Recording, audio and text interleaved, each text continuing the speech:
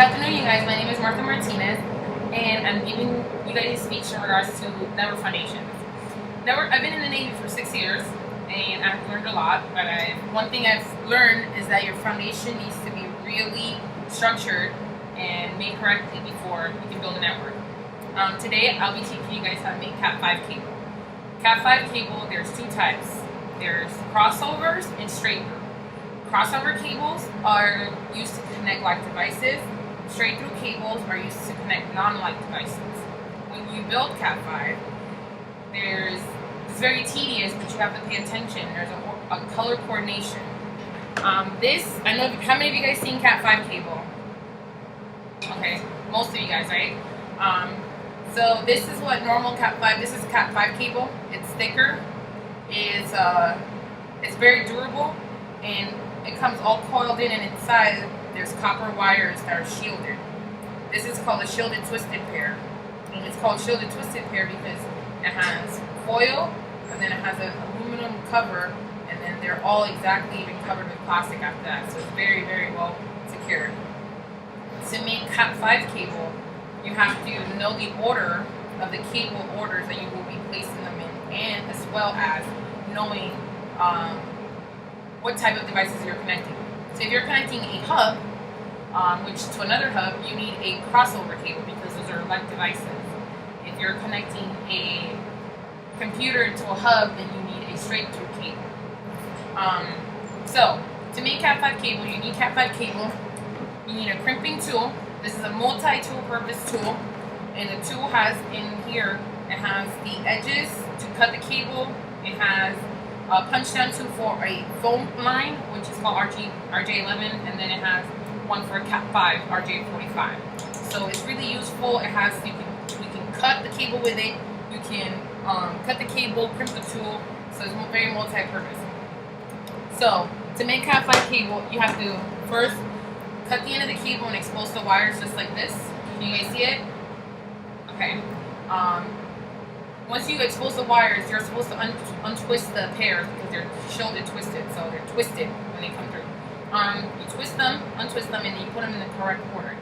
For light devices, cross or straight through cable, the colors are orange, white, orange, green, white, blue, blue, white, green, white, brown, white, and then brown. So you separate the pairs and you make sure they're in the correct order. You put them together.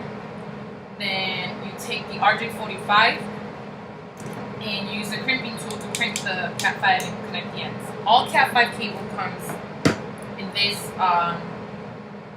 form. They're not crimped. They're not crimped. They're not cut. And they do that because they don't know what type of Cat5 they're making. You can order pre-made Cat5 cable, but only if you know what devices you're using it on, right? So the multi-purpose tool comes in very handy. There's different types of these. Some are more expensive, some are less expensive. There are also some that only have for different type of connectors. This one only has 2 connectors, but there are multiple types of punch-down tools. Our Cat5 comes in different colors.